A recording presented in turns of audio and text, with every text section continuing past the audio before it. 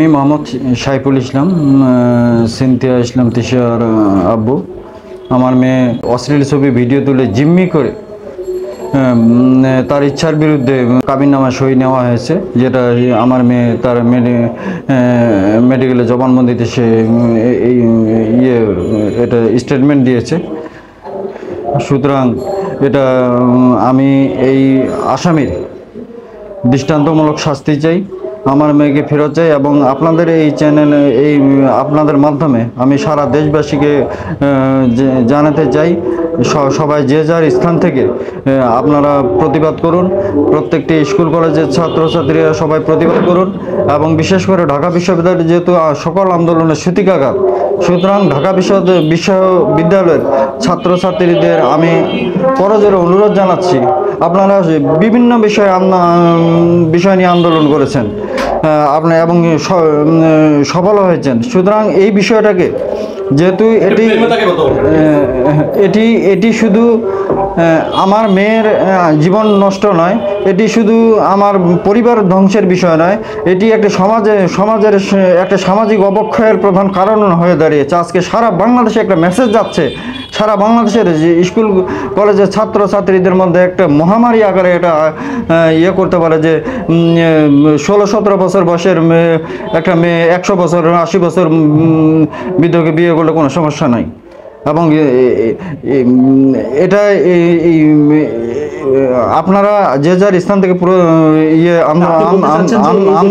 আন্দোলনের নামে আপনারা এই আসামির দৃষ্টান্তমূলক শাস্তি চান, যাতে আমিও আপনাদের মাধ্যমে আমি সরকারের উচ্চ পর্যায়ে মাননীয় প্রধানমন্ত্রী শেখ হাসিনাকে আমি অনুরোধ জানাচ্ছি, স্বরাষ্ট্রমন্ত্রী মহোদয়, তথ্যমন্ত্রী মহোদয়, বন ও পরিবেশ মন্ত্রী মহোদয়, আইজি মহোদয় এবং ডিএমপি কমিশনার মহোদয়কে আমি অনুরোধ জানাচ্ছি, প্রথম আলো পত্রিকায় এই আসামির দুর্নীতির কিছু খতিয়ান তারা তুলে ধরেছে, দুর্নীতির বিস্তারিত বিবরণ তুলে ধরেছে। এই প্রথম আলো কত আগে, এটা 17ই আগস্ট 2023, 17ই আগস্ট 2023 প্রথম আলো পত্রিকায় রিপোর্ট করা হয়েছে, মুস্তাকের বিরুদ্ধে আইডিয়াল স্কুল অ্যান্ড কলেজের একাধিক শিক্ষার্থীকে হয়রানির অভিযোগ করেছেন কয়েকজন অভিভাবক। তাদের ভাষ্যমতে মতিঝিল এলাকার কয়েকজন আওয়ামী লীগ নেতা ছত্রছায়া থেকে কলেজের শিক্ষার্থীদের যৌন হয়রানি ও ভর্তি বাণিজ্য করেছেন মুস্তাক।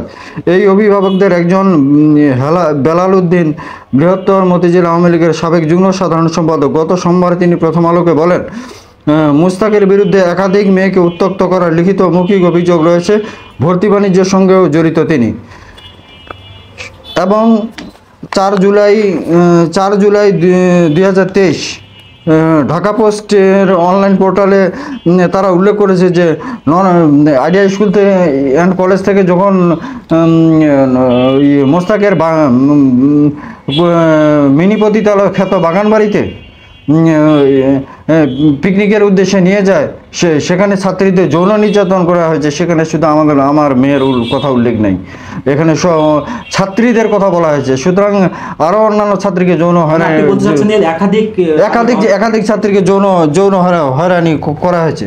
সুতরাং এই দুইটি পত্রিকার রিপোর্টকে আমলে নিয়ে, এই সংবাদকে আমলে নিয়ে শুধু আমার মামলার দিকেই, আমার মামলার বিষয়ে শুধু না, এই দুইটি পত্রিকার রিপোর্টকে আমলে নিয়ে প্রশাসন তার বিরুদ্ধে আইনানুগ ব্যবস্থা খুব অনতিবিলম্বে গ্রহণ করবে।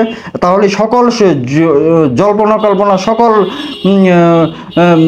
ঘটনা উদ্ঘাটিত হবে এবং থলের বিড়াল বেরিয়ে আসবে, সত্য ঘটনা প্রকাশিত হবে যে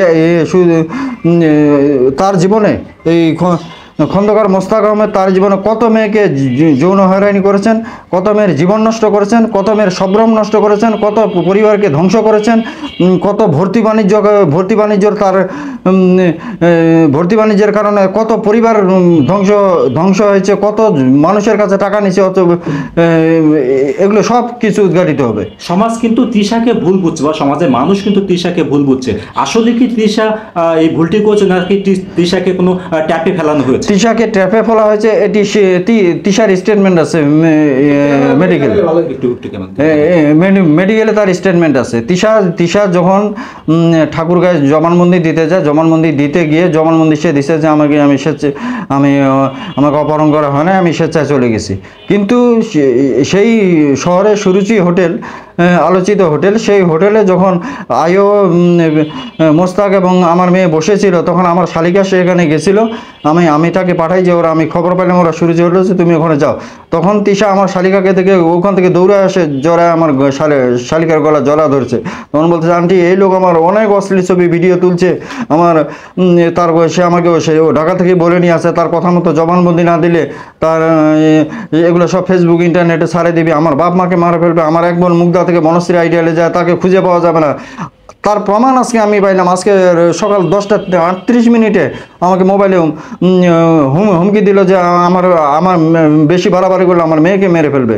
সুতরাং আমি গোটা পরিবার নিয়ে আতঙ্কিত, শঙ্কিত।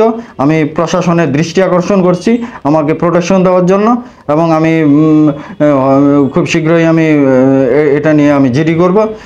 আর এই হাইকোর্টে যখন আমার মেয়ে 22 ধারা জবানবন্দি ওখানে দিতে যায়, তখন বারান্দায় যখন মোস্তাক এবং আমার মেয়ে দাঁড়িয়েছিল, তখন তিশা আমার মেয়ে তিশা বলছিল যে আমাকে তুমি অশ্লীল ছবি ভিডিও তুলে জিম্মি করে বিয়ে, আজকে আমি সব এখানে জজের কাছে বলে দিব। তখন মোস্তাক